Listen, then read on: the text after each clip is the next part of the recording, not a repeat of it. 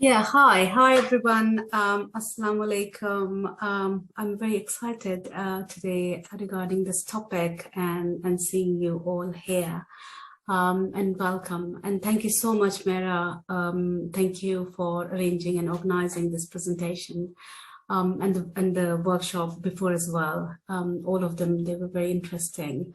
So today I am aware that I have a little itchy kind of throat here. So I have my warm water with me. If in any time I need that, I will have it there. As well as I have my script written, so I'm going to read that as well. So let's start with the this workshop regarding exploring procrastination and finding ways to manage it. And this topic is very I'm quite compassionate about this topic. And regarding overview, so throughout the presentation, to start with, I will introduce myself and my connection with the topic, procrastination. And I will introduce the topic. And then there's body mapping and somatic indicator, where I would like to invite all of us here in just to access that kind of feelings and thoughts around procrastination, and just doing a little bit kind of grounding and breathing, just a snippet to understand how it feels like, that kind of procrastination or stuckness feels like in our body. Once we've done that, if any members here, if they need to share, we will have opportunity in the question and answer section. We can share that. But here, throughout the presentation, we are not sharing that anything from body mapping and somatic indicator section. After that, we'll go through for different people, that presentation of client work when the client brings their stuckness, the feeling of helplessness and worthlessness in the room or on the Zoom or wherever we are working with our client in therapeutic space. So how they're presenting it. So we'll go through that as well.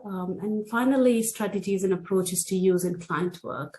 Some of the tools and strategies and approaches. So let's introduce me. Yeah. So this is me. I can start with the qualification education. I did my master's in human resource management in Dublin. And I did some charity work in Dublin as well as here in England when I moved here. And one of the charities nudged me to continue my study with psychology as well as communication, which I was quite compassionate about. Then I completed my qualification in humanistic counseling, and the focus was transactional analysis. I'm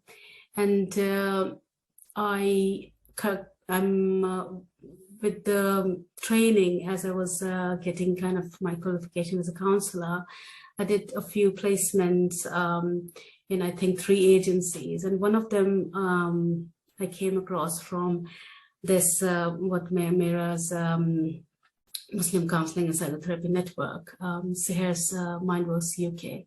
And just wanted to shout out Seher's work and her team, and the beautiful work counselors do and the supervisors there. So I was part of that agency for a couple of months. And then, yes, currently I'm working with Place to Be in London, and working with sexual trauma and abuse restorative therapies in Hampshire. And that work is remote work, whereas Place to Be, I do go to one of the schools in West London. I have my private practice. I see couples, I see children, adolescents, I see adults, I do group work, but group work is just starting. And apart from that, all the counselings and all those, they're remote and they are in person as well. So that's me. A little furthermore, I would like to introduce that where do I come from? I come from India. That's very kind of integral part of me. And I came from India to Ireland, and from Ireland, I came here to England. And very early years, I had this kind of couple of years in Iraq with my family and with my siblings. And moving to all those places, and as I was in counseling training, reflecting on my early years, because in TA, it's really important to access your childhood and go through what exactly, was it like for you. So I came across many memories and how maybe it made my kind of value and beliefs. It built my value and beliefs, and as a person who I am. So my private practice, I do always feel like offering that kind of inclusiveness and mindfulness of differences and similarities within the different communities and culture. That's really important to me. And compassion and kindness we have to offer in our client work as well as for ourselves here. So yes, regarding the topic in mental relation, it's quite full on for me. I used to think I'm a massive kind of, I'm the person who can only procrastinate, but realized after my counseling training, there's so many of us. It's kind of funny, even I'm talking about it, I'm smiling because I used to feel there was tons of different feelings. There was shame, there was anger, there was upsetness, but then there was, kind of, I get it done, that sort of attitude as well. So in a metaphor or as an imagery, I'm going to use this, and this is how it is for me, or it was for me. Not a huge fan of Jonathan Swift though, but this kind of imagery resonates with my feeling. So the big, huge person lying down, I can't move. It's like, it's so big, so huge and so profound. And all those trivial, those little vision and my work and my stuff was like that, the trivial work I used to do and get stuck. They were making me to get stuck, and I was not even able to move and work forward. It used to feel like that, and heavy, and the pain in my body.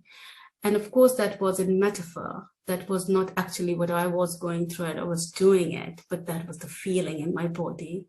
And throughout counseling journey, my personal therapy, counseling, reflection, triad work, supervision, and all those, I realized what exactly was underneath that. And it's not completely gone. Procrastination is still full on there. However, I have embraced it. I have offered kindness and compassion to it.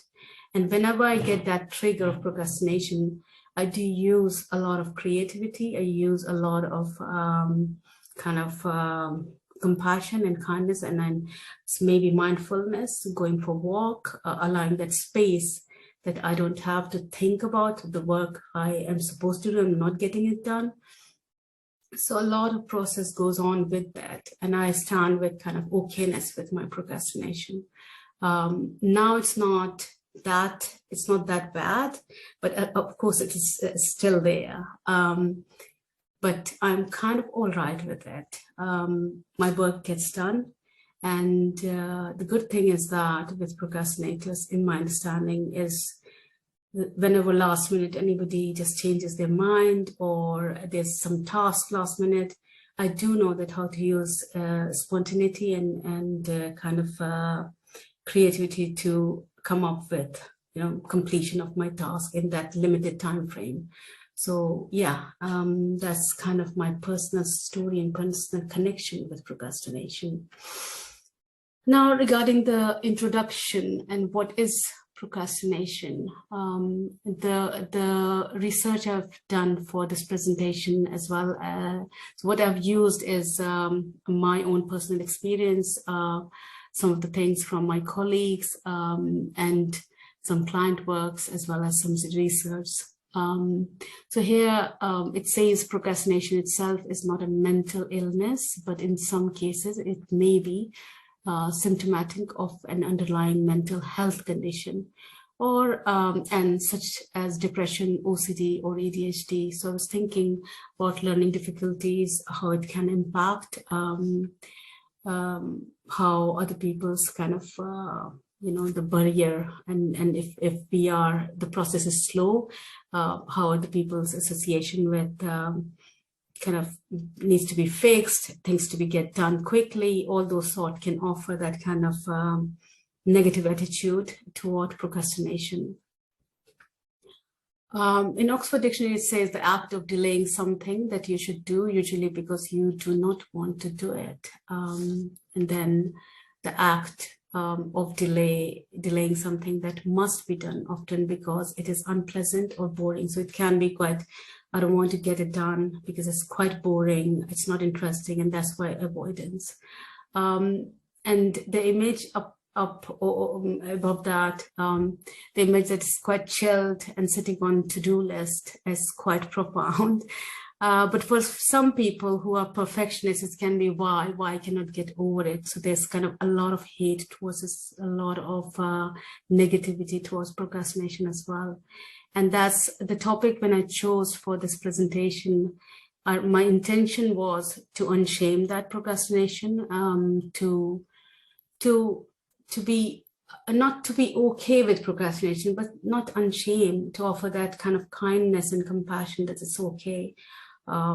Once we know why exactly we are doing it, trying to find underneath what exactly is causing it. I think that is really important.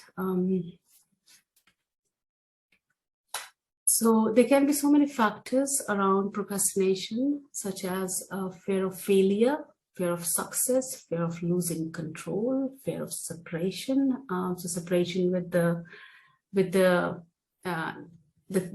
things we are not, either decisions. Procrastination can be with decision as well. So if we are taking decision, and many of the clients, they are stuck with their decision making, and then the underlying fear is fear of separation from either family members or from the idea what they are. So it's kind of new change for them.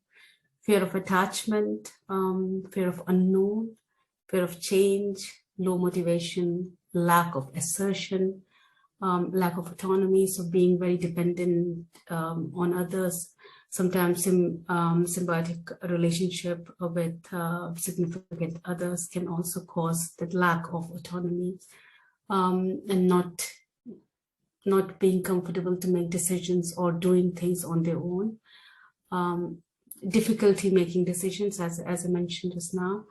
And it can present in form of dependency and help seeking, a lot of that.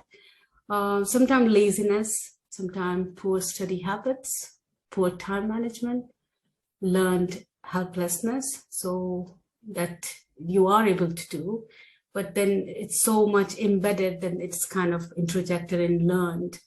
And uncertainty about career objective. This comes a lot in kind of coaching and counseling. So we do a lot, I use a lot of that when they present with this uncertainty about career objectives, inability to handle the task habit. So there's a lot there. Now, in one of the group works I did, so group members, we talked about the feelings and the thoughts around procrastination, where in the body they feel it. And some of the words they came up with was what is in front of us here: trauma, playful. So some of people, they quite laugh about the procrastination, they giggle about the procrastination, they feel proud of it. So it's kind of playful. Some people, they feel it's kind of sabotage, impasse, they're like conflict. It's boring for some. It's like kind of fair. Some people, they blame, that's why they don't want to do it. It's a lot of resistance around it. And some people, they feel that it's crazy. They're not going to be able to come out of it. So helplessness there, hesitation, harm. So kind of suicide intent or suicide escape hatch is always open. So it's kind of sabotage, self-sabotage. And some people, they are quite exhausted with it. anger, and they feel idiot. Some of them, they feel really shame, it's bodily shame feeling. And some of them, they do feel kind of, even though they are high achiever, they have done it, kind of perfectionist, but still they feel kind of imposter. They feel they're not worth it. They don't feel that kind of good enoughness in there. Yeah. So I don't know if you're comfortable today. I would like to invite you for this kind of body mapping sort of exercise. And we don't have to share anything once we've done that. It will take a couple of minutes. It's just to experience kind of snippet of what can be done with the client regarding accessing that bodily feeling around procrastination. I do quite a lot with anxiety. I do quite a lot with kind of feeling of overwhelm with the client, and a lot can come out, a lot of catharsis, a lot of overwhelm can come out, and they can sense it. But these all can be done when we are aware that the client is in that window of tolerance where they are not hyper-arousal state or hyper-arousal state. So yeah, just when they are in that window of tolerance. And because we all are practitioners, so in my understanding, we all know that. So if you're comfortable, just wherever you're sitting or lying down, just notice, I'd like to invite you to just notice yourself. And if that is the chair, just make a movement. And whatever feels like for you, either closing your eyes, taking a breath, like inhaling through your nose, and inhaling for 4 seconds, and slow exhalation for 6 seconds, kind of exhalation. So if we do that as we close our eyes,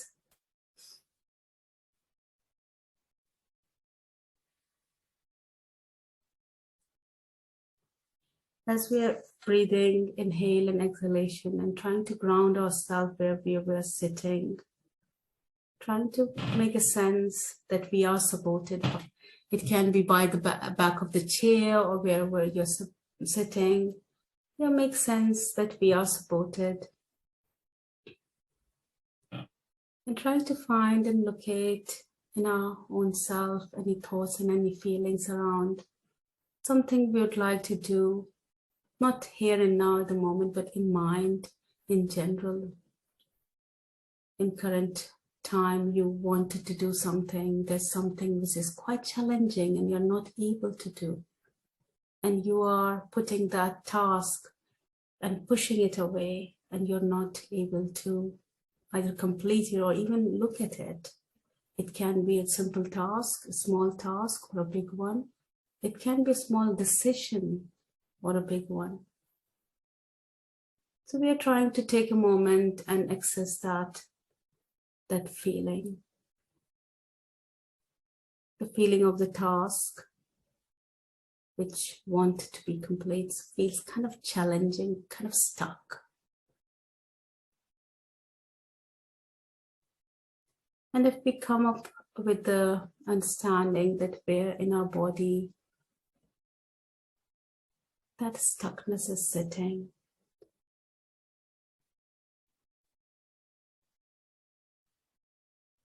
if that is achievable, that locating in our body, that's all right. But if not, just trying to scan our body where it is sitting, trying to notice it, trying to access it. And if we have accessed it, try to attend and offer kindness and compassion to it. And gently in our own time, we come back to our session here in this workshop. We are not going to share for the moment here, but we are offering kind of, okay, we have attended to it. And there will be opportunity in question and answer section just to talk about it. And if you want to share or comment on it, we can do that. But what we have done is that we have noticed it, acknowledged it, attended to it, and yeah, and we are aware about it. So that was just a snippet of the activity we can do with our client. Now, I would like to take kind of permission to come back and further move on to our presentation. So yeah, thank you for doing that. The presentation and client work. So client, the feeling a bit stuck. So when client comes, they complain and they come up in assessment as well with concern of I feel a bit stuck. Stuck can be with family relationship, with marriage maybe, or with their study, with any decision they want to make, and then sitting with kind of with that shame that they're not able to get it done, things that they're supposed to do. And resistance, for some it can be quite resistance that they are able to do. There is a lot of, kind of possibility and options, but they're not. They're stuck in procrastination because they are embarrassed and ashamed because they cannot be who they want to be. The stuckness is coming from that self-doubt. It's really deep-rooted. So it is different for different people. Some people, they like the idea of being kind of daredevil. They like to live dangerously, only starting work when the deadline is looming and the end result is rushed and full of error. And I always wonder how it is like for family members around that, because family members or the work situation, the colleagues, it can be quite upsetting for them that everything is last minute, everything is kind of on the edge. The partner or the work colleague is always on the edge and just takes, last minute kind of takes very limited space of time to complete their task. But for them, it's quite exciting. They get kind of excitement about it, kind of adrenaline sort of kind of rush they feel. And for that, the work can be done around just trying to work on with TA. We do a lot of drama triangle. What exactly are we doing it for? So in relationship, it can be something to do with drama triangles, something to do with, are we seeking somebody to get into that kind of, in drama triangle, there's prosecutor and there's victim and there's rescuer. Are we playing that game? What exactly is going on? Or sometimes it can be, are we looking for negative stroke in transactional analysis, the term stroke we use, are we looking for negative stroke from others? What exactly is that? So trying to go dig deep, what exactly is going on for the client. The second one is self-sabotage, so playing dangerous games. So it's purposefully being quite aware it is going to cause a lot of damage not to complete their task or not to make decision, which is kind of healthy decision to live fully. So it seems like kind of self-sabotage. Every time the progress is happening, suddenly there's kind of stuckness. So there's a lot of work around different strategies on listing what is important for them and how they can do it. So it can be quite slow process because it's deep rooted. But as once we come up with exactly what is causing it, and then we can work through it with the client or with ourselves. There's a third one is avoiding, so tries to avoid making decision. If you don't make a decision, you don't risk failing or being judged. So sometimes it's about some clients that they avoid conflicts, and that's why they end up avoiding their task or decision or work or procrastination. We can say that, yeah.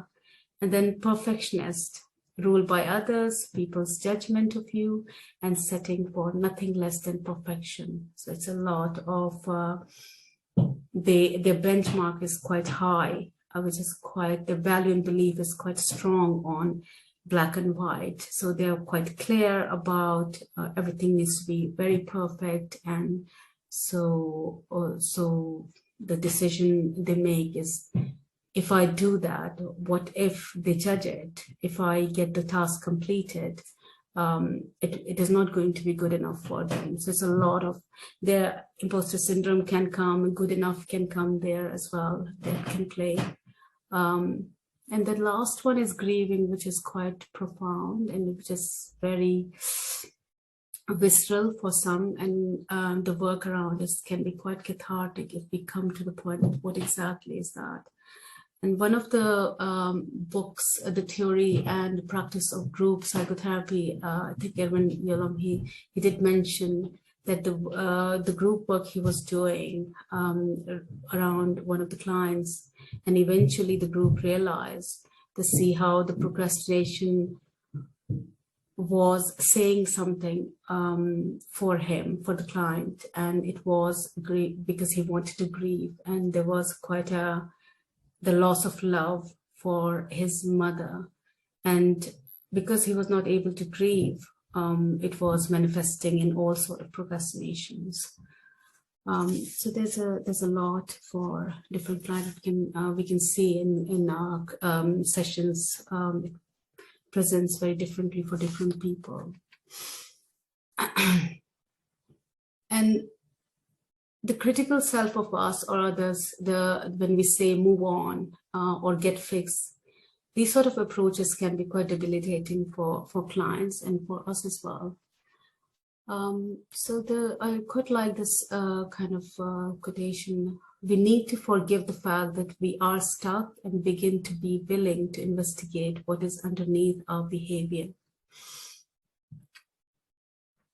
Experiencing trauma is by its very nature a lonely, intensely isolating experience that's then exacerbated when society at large fundamentally misunderstands what trauma is, and so puts pressure on us to just move on, but move on and put it behind us. So it's a lot of energy around, let's move on, things has happened, just get on with it. And by doing that, we might be, kind of not being mindful of that, the state, why we are procrastinating. It can be resistance as well. So having full capacity to work towards that stuckness, but not doing it because of resistance, because of we don't want to do, because we might be in that adapted child of that kind of angry child, maybe sabotaging self, as we mentioned earlier, incapacitation to do anything because, quite tight, I can't do anything because there's resistance. Self-harm, it can come in some form of self-harm. Escape hatch as well. In TA, we do talk a lot about escape hatch. That's why contracting is so important in counseling, contracting with them regarding, are they willing to work on procrastination or not? Because we might go into that deep-rooted kind of really painful process if they are willing to, and the escape hatch need to be closed because it can be not only with suicide ideation, but just thinking about, I want to harm myself. And this is one way of harming, is that procrastinate, kind of self-sabotage as well. It can be defense mechanism or fight, flight, and freeze response as well. Yeah. Now, approaches and strategies to use managing and working with procrastination. One of the approaches is really like transaction analysis. There's tons of tools to work with procrastination, work with stuckness, and we can utilize in client work as well with us as well. Then there's creativity and metaphors, therapeutic relationship. So what comes in therapeutic relationship, therapeutic bond, psychoeducation, and then mind, body, and brain work. So neuroplasticity, how all are integrated, mind, body, and brain. So there's a lot there.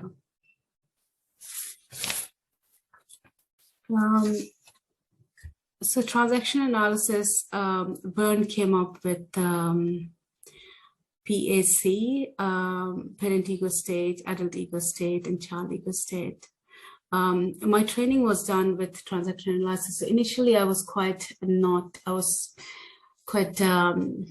not sure how it is going to work in client work, because this was quite a lot of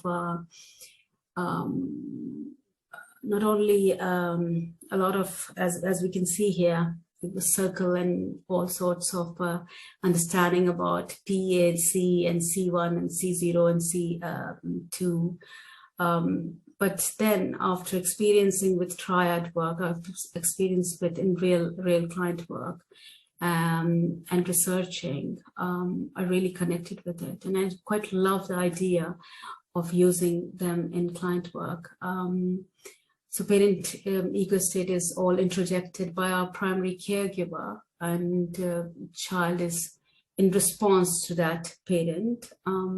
So with procrastination, so when parents are quite critical, introjected messages are quite critical messages that you're not going to get it done on time, or it's not good enough. So all those messages can cause for our inner child, that the child in us, that kind of resistance maybe. So resistance can be the adopted child, or it can be parent in our inner child. So the critical self. So even though work is done, I'm not good enough. People are going to judge me. And with psychoeducation, a lot can be done with this modality. A lot of diagram we can use, and especially with sometimes with children, just putting this on kind of screen, maybe on Zoom if we are working on remote session, or working with sheets of paper or anything. I mean, just diagram can help them to understand. And I've used quite a lot with my clients, and I can see the outcome. They understand it, and it's quite good. But being mindful, it won't work for everybody. So that's really important. And this one is Hagedorn and Sells in 2002. She came up with the idea regarding the using Berne's modality on PAC, regarding that shame, that the really visceral kind of embedded shame we have when we are very, very in our early years, and those might be kind of non-verbal, and we need to find out ways how to work with client on this, which is quite, they don't know what is it about, what is this stuckness about. So creativity can really help here, because creativity or metaphor or imagery can be quite useful because they're non-verbal. They can understand the archetype, kind of the imagery we use. I will come up with further slides. I will mention what exactly I was talking about here regarding emergent self. So a life plan made in childhood. This is one of the kind of Berne in 1972 mentioned, a lifeline made in childhood, reinforced by parents, justified by subsequent events, and culminating in a chosen alternative. So life plan according to him, for us, it is made in our childhood, and we repeat that pattern. And in client work, we can just find out what are the ways to either locate that pattern and verbalize it with our client. And once we find out, we identify that, then we can come up with some methods how to come out of it, that stuck position. Life script is also very important. So life script is ongoing process of a self-defining and sometimes self-limiting construction of reality. So of course, the decision was made, and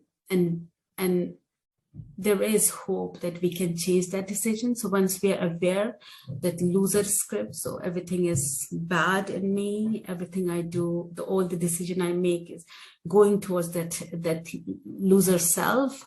Once we are aware, we can change those decisions, and there's so many kind of evidence of it. I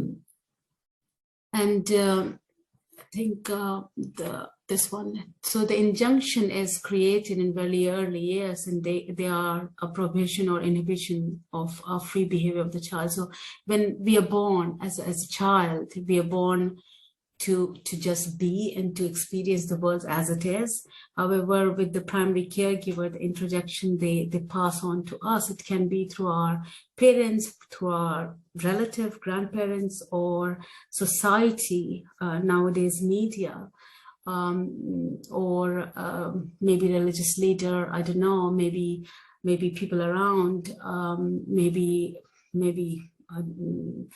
the situation or environment we are in.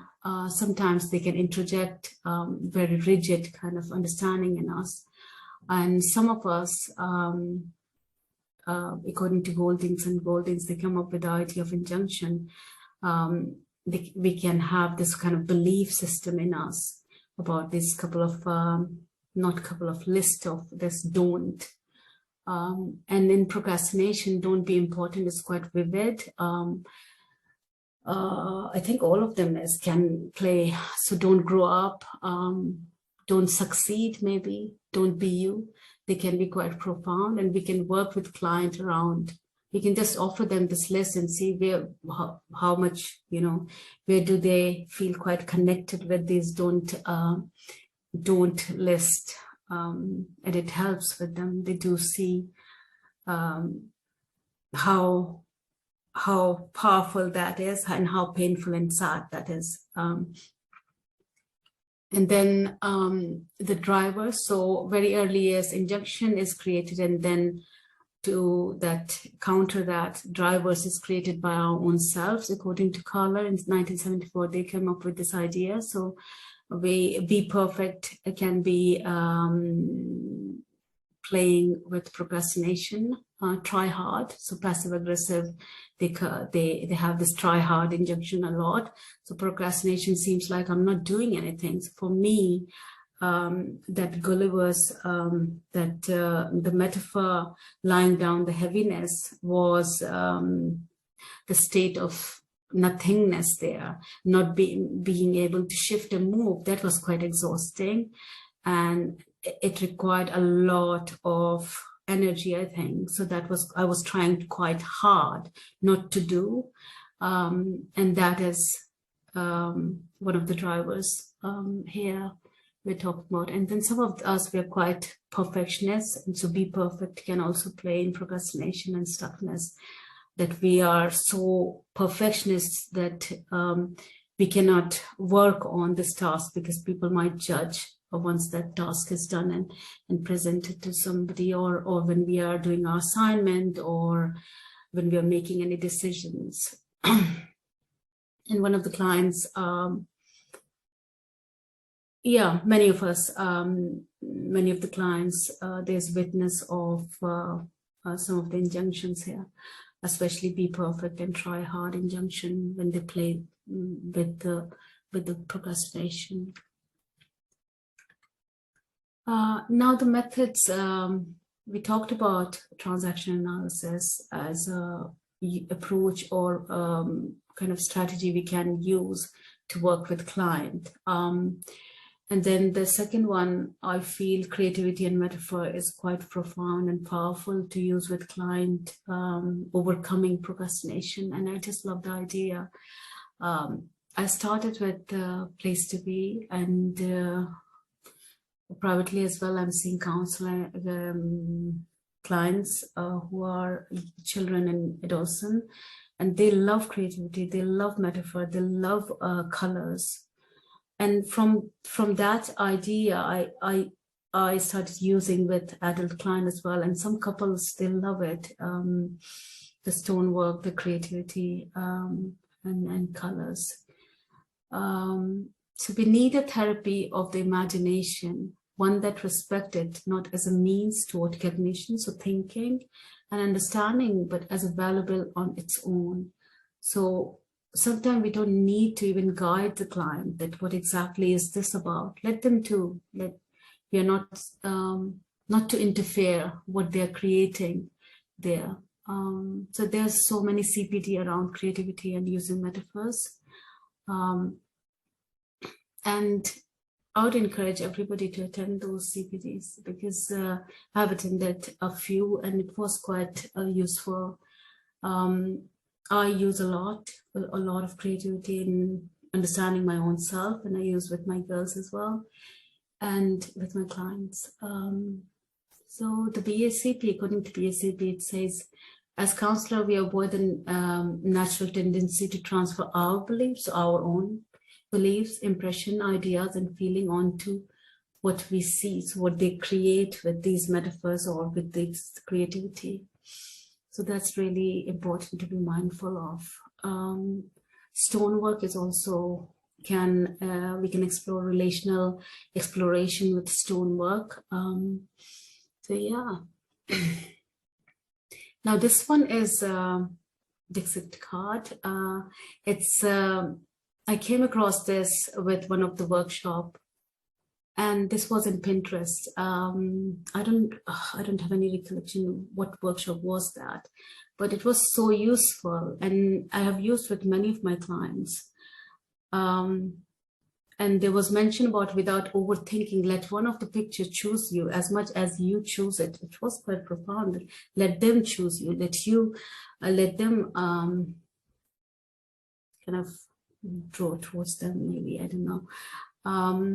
And out of it, this picture was quite profound. It is not the real kind of experience, real client work here. I have used some of it and I've created my own assumed understanding here just to make sure the confidentiality is maintained there. So this picture gives me as a counselor the idea of what my client is going through, so heaviness, but still want to balance the task she's supposed to do, housework as well as office work, would need to stay still with the heaviness. And what is the need for this penguin there, the client maybe? And it was quite profound as we explored. She felt quite heavy and exhausted by all the work at home and office and no space for tasks she wanted to complete, and that was to grieve. I'm